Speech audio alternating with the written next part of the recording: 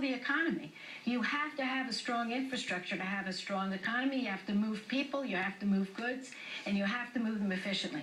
The president is right to do that. So I don't know why people, yourself included, would have a problem with this notion of bringing the money back and spending it here in America. Right. I think it's smart. I don't have a problem with it at all. I'm just saying, is he saying that he's going to be borrowing the money to do that, right? Because he's saying money that wars are ending, they're not going to be spending, and when they were in the wars, we were borrowing it. So he's saying, I'm going to spend half of it on ending on the deficit and half of it on rebuilding the roads. So if you want to rebuild the roads, I get that. A lot of people applaud that. Would you support borrowing the money? No. No, you could say that every single thing we do is borrowed. That makes no sense at all. The fact is the wars are on the budget. They are budgeted.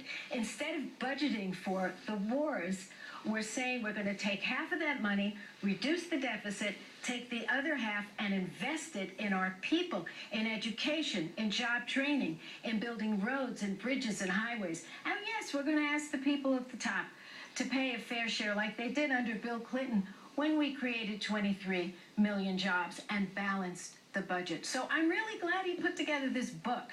And I think it's important for those people who haven't really followed everything and who are inundated with these negative commercials from every side, they can actually take a look at this and see what the president wants to do in the next 4 years. And let me ask you about this of the overall, the number, and let's take the $4 trillion, just because that's the number he put out there. Yes. You know, obviously when he took office, he said he was going to cut the deficit in half. The economy did not help him, and that's a big part of the reason why he didn't, and that's fair to notice. But when you look at, obviously we've been running trillion-dollar deficits since then. Even if you keep our debt firm where it is right now, and it doesn't grow, and of course it is growing, but at $16 trillion, his $4 trillion is only a quarter of that. So now he's saying, going from saying he's going to cut it in half, we're only cutting it in a quarter off a much bigger number. Is that right? Well, I mean, do you support that? Let me talk about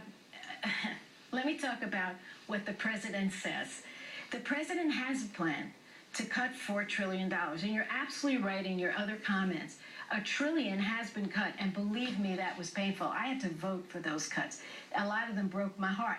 But he's shown that he's willing to do that. And he has laid out a very clear plan to get to the other $3 trillion. Now, if you look at Mitt Romney, he wants to spend $2 trillion more on the military than the military wants to spend. He wants to give tax breaks to the people at the very top, billionaires, millionaires, you name it. He doesn't want to take away tax breaks from people who shift jobs overseas.